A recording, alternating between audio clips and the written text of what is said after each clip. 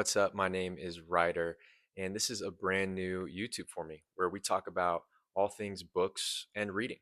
So if you're into that, follow along. We're going to talk about some banging books.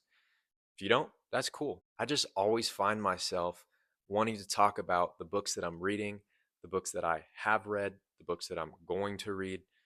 It's really all I find myself talking about. And I think the people that I do talk to about it are starting to get tired of it. So I figured why not bring it to YouTube and see if other people are interested in hearing what I have to say. So let's get into my very first booktube video. Let's go. So for this video, I figured I would talk about books that I just always think about, I always recommend, and I think that you should read as well. Whether you've been reading, you're new to reading, you're looking for kind of a palate cleanser, maybe you're looking for something to get you out of a reading slump or just something different. These books, I think, are the way to go. So let's get into this list. All right, this first book, I feel like I never see spoken about on YouTube, TikTok, Instagram, whatever it is. It needs to be praised a little bit more. This book is going to be Ready Player One by Ernest Cline. If you're into a high paced adventure, page turning book, this is going to be the book for you. This book is science fiction set in kind of future America where there's this kid who is playing a game that has kind of taken the whole world over, if you will. I would say imagine if Amazon developed a VR game that the entire world plays, controls the world's economy, and then Jeff Bezos dies, creates a video that is released to the world that says, oh, hey, by the way, in this game that you all play, there are keys and Easter eggs to find. And the first person to kind of make it to the finish line will not only inherit my fortune, but inherit the control to this game. And so the whole world is basically battling in this virtual reality game to find these keys, find these Easter eggs to win these prizes and this inheritance. And so it follows this kid who comes from the stacks, which, if you can see on the cover, is basically these trailers that are stacked on top of each other. It's kind of very low poverty area, and he's trying to kind of get out the mud, get his family out, and win this prize, kind of break out of the chains. But he's competing against not only the whole world, but against the stereotypical big bad corporation who is also trying to win this. And so this book I couldn't put down. It's about 400 pages. I finished it in about a week. And so that's my first recommendation. I think you need to pick yourself up a copy of Ready Player One as soon as possible. Um, this is just my opinion. I think the movie is a waste of your time if you've read the book. If you've watched the movie but have not read the book, you're missing out. Not even close. Book is a billion times better. So go get yourself a copy of Ready Player One. This next book is not going to be a surprise recommendation to anybody. You see it everywhere, you hear it everywhere. This is Project Hail Mary. Just pick yourself up a copy. I don't even know what else to say. This book is crazy. Like, it is one of the best stories I've read as of late. It has so many unique variables that just keep you tied in. Like, I can't explain it. Like, this book, it's just exciting. You fall in love with the characters, you fall in love with the plot.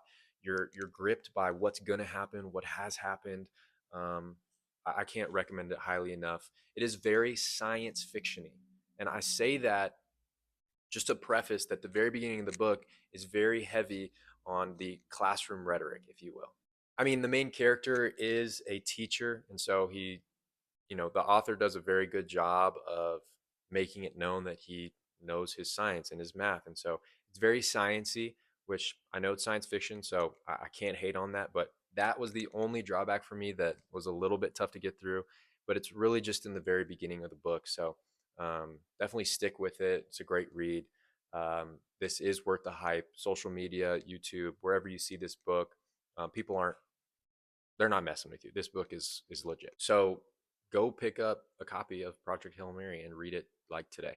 All right, this next book is also never talked about. I don't think I've ever seen anyone mention this in any booktube or Instagram or book talk video ever. I'm not kidding. I've never seen this book spoken about. I loved it. It's sci-fi, it's crazy. It is Sea of Tranquility by Emily St. John Mandel. This book is like Interstellar and Inception and a little bit Project Hail Mary all mixed into one. Um, I thought it was crazy. Like the first 100 pages of this book was me trying to figure out like what is going on, not in a negative way. It's just there's so many intricacies and there's different plots that eventually kind of converge into one, but you just are slowly putting pieces together in the beginning of this book. So do yourself a favor, pick up this book. Super underrated. I think it's awesome. And I really don't think you'd regret reading it. So if you're looking for something new, something you haven't heard about, but it's exciting, it's fast paced, it's science fiction, Sea of Tranquility is the one for you. This next book is not science fiction. It's not even fiction. It is nonfiction that kind of reads like fiction. I think people say that about this book just because it's not super boring. Like it's actually intriguing. It makes you think. It makes you wonder what's going to happen. You learn things. This is Man's Search for Meaning by Viktor E. Frankl. This is about a man who's a psychologist who is a Jew. This book is based on his time in the 1940s during World War II, where Nazi Germany had concentration camps, where this guy was in. He bounced between different concentration camps. He spent time in Auschwitz, and it explains basically his experiences. But what I like so much about this book, and as it talks about in the title Man's Search for Meaning, is the psychological and heart issues of man and how suffering impacts people. And I think that this book everybody should read because it educates you on some things that were pretty gnarly in our history, but I think necessary to understand what people went through.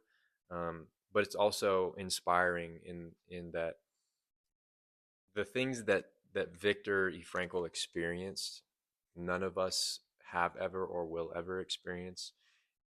Yet he was able to come out even stronger on the other side. And so, just read this book. It's a really quick read. It's about 100 pages of just the story itself, and then he goes into some more like psychological kind of concepts that he outlines in the book that are also really cool. And so, if you're looking to be entertained but also learn something at the same time, Man's Search for Meaning is a great option. All right, any book recommendation list I think is incomplete without the Red Rising trilogy by Pierce Brown. This series is beyond worth the hype. Like sometimes I get nervous when I see books that are just always talked about and every single like book influencer talks about loving it. I'm like, maybe. No, it is. This book series is crazy. Red Rising and Golden Sun are awesome. The first two books, phenomenal. No notes. I think they're awesome. They set the scene, they get you roped into the characters, they just immerse you in a world. Like, I think that's a big reason why I love reading books, and maybe you do too, is we like to escape reality sometimes. And these books do that so well for me. What I love is that they just get better. I'm actually in the middle of Morningstar. I've got about 150 pages left of this book. It's maybe one of my favorite books ever, like top three favorite books I've ever read. It is 530 pages of insanity and emotion and triumph, sadness, happiness, action, love. I mean, it is all of the above. Anything that you would want in a book is in Morningstar. But you have to get through the first two to get to this. And it's not even about getting through them. You just need to read them and you're going to love them and you're going to want to never put them down. I started this series like a month ago and I'm almost done with the third book, which is like a total of 1,200 pages of reading. And I'm not tired of it at all. I want to jump into the rest of the saga. I cannot wait. Read Red Rising for you. Read it not because other people tell you to, read it because it's going to be amazing for you. Something that I love about this series is that it gets you so emotionally attached to the characters. This is going to be a hot take, but a lot of my reading has consisted of not really caring about characters. I just want a good story. Just give me a good plot and I'm good. But Red Rising got me so into character development and the relationships between characters that it changed my outlook on reading in general. I feel like I'm gonna have a difficult time reading any books if I don't see characters constructed this way. And maybe I'm setting myself up for failure because Pierce Brown does it so well, but I digress. This book series will change the game for you. It's absolute banger, all phenomenal. The ratings don't lie, the reviews don't lie. Please just go read these books. All right, this next book I also don't think is talked about enough. It's a little bit different. It is we're getting back into um, the fiction genre, but this is kind of a mystery, like murder mystery thriller, but not super high like paced. It doesn't get your heartbeat up too high, like it's tolerable, is what I'm trying to say. This book is Where the Crawdads Sing by Delia Owens.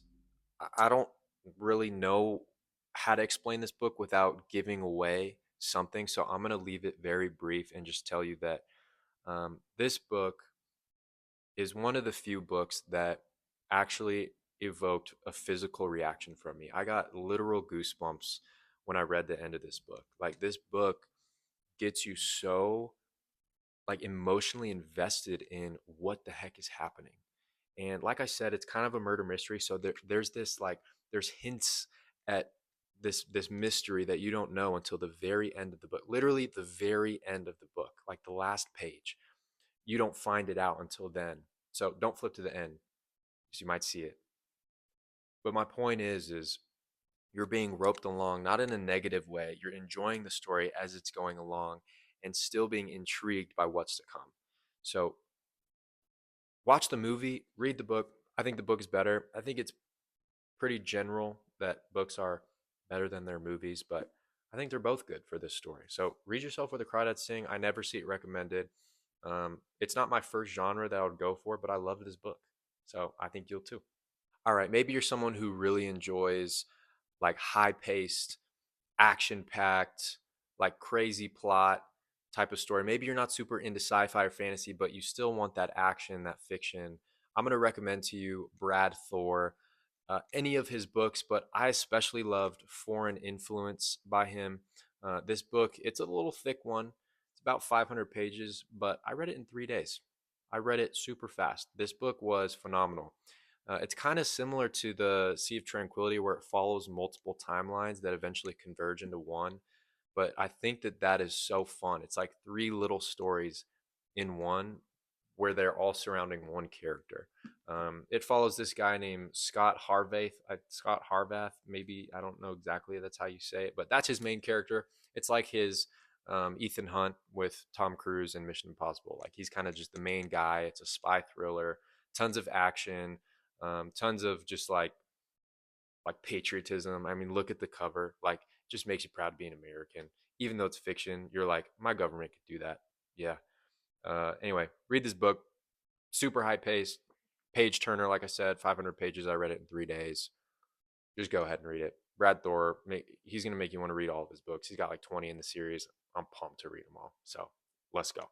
I don't know why this series is never, I guess it's not technically a series. It's really one book that was made into a series, but I still don't know why it's never talked about, even though it's considered the greatest fantasy of all time. We're talking about Lord of the Rings, all three of them, even though this is technically one book made into three, all of them bangers, 5 out of 5 stars. We see all these books with fantasy and sci-fi and all these new things that you need to be reading, and I just never see Lord of the Rings on there. Why are we not going to the father of fantasy? He's literally called the father of modern fantasy, and he's not ever talked about. Like, what are we doing, people? This is 1,500 pages of absolute cinema. Literally, the movie's insane. It's one of the few stories where the movie and the books are on par with each other. Whatever you're doing, if you're looking for a new book series, if you love fantasy, if you love sci fi and you have not read Lord of the Rings, you're wasting your time. You will not read better character development, better world building, anything fantasy. You will not read better than J.R.R. Tolkien. You will not. Just don't disappoint yourself. This is the Holy Grail. Read Lord of the Rings, all of them. It's wild. All right, speaking of Tolkien, I felt like I couldn't leave this off the list. I didn't want to be repetitive with him, but The Hobbit, you guys, I think this is currently my favorite book of all time. That may sound basic. I don't really care. Like I said, Tolkien is the father of fantasy. There's no one who can do it like him. There's no one.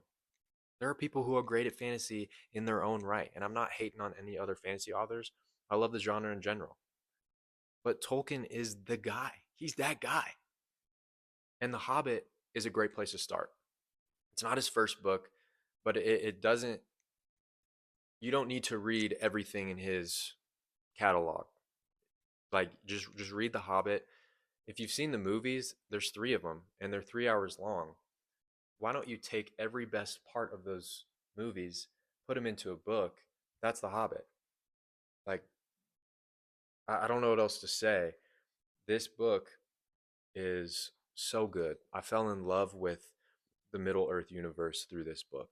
And I think that you would too. But I think the only reason that I really feel this way about Tolkien is because of The Hobbit. Like, and I know it's not even his best book. I've heard that there's books that are better, and I can't wait to read them. But I think this is a great starting point. It introduces you into kind of the main big characters of Middle Earth, the main protagonists and antagonists, the magic systems, the languages, the regions, his writing style. I think this is just a great book to read. Again, it's one of my favorite books of all time. I never see people talk about Tolkien when they're reviewing fantasy. Maybe it's just like the unspoken, like, why would we talk about the best ever because it's undisputed, or it's just people forget. Um, but I want to remind you, Tolkien's the way to go, and The Hobbit is a great place to start. All right, this last book is a bit of an outlier, but I think everyone should read it. It's actually a nonfiction book. It's not high action, it's not high energy, it doesn't have this incredible plot, but it's an incredible book.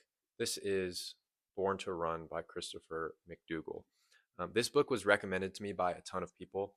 I do enjoy nonfiction. I do enjoy some professional development type of stuff. This isn't that, but it helps you with that, if that makes sense. Like, it is a story, um, but it's not like a do XYZ to better your life. But when you are at the end of this book, you feel motivated to be the best at whatever you're passionate about. You don't need to be a runner to read this book. I am not a runner. I'm not, but I still love this book. It follows this guy who is passionate about running, but he struggles with stamina, he struggles with injuries. And so he goes on this journey to figure out what's kind of the secret. And he interviews these, what you call super athletes, who are people who run these crazy ultra marathons and never get tired, and then they do it again the same year. And he's interviewing doctors and world renowned specialists in running, and he's talking to people who are developers at Nike and all these crazy things. And he ends up learning about this tribe who is really undiscovered. They live in kind of the middle of nowhere in Mexico. They're an uncontacted tribe, basically, and they're known to just run. That's what they do. They run and they run and they run and they don't get tired, and they do it for days. And he's trying to figure out, how can we be like them? How can we, as the same species, be struggling so much with running when these people do it for a living? And so I think you should read this book. Like I said, it's not fantasy, it's not it's not fiction, it's not high energy, but it's a phenomenal book. So read it. All right, that's my list of recommendations. A few things similar, a few things different. All of them I loved reading. They were all page turners, whether they were 150 pages or 600 pages. All of these books in this list you need to read. They'll get you out of a reading slump, they'll clear your palate, they'll get you excited about reading, or they'll remind you why you love reading. Whatever it is, these books I think are awesome, certified bangers. You're not going to regret reading them. If you do, let me know. I think they're good, and that's all that matters. So I'll see you guys for our next video. I hope you enjoyed it. Would love to see you follow along, because nobody else likes hearing me talk about books so much. Maybe you guys will. See ya.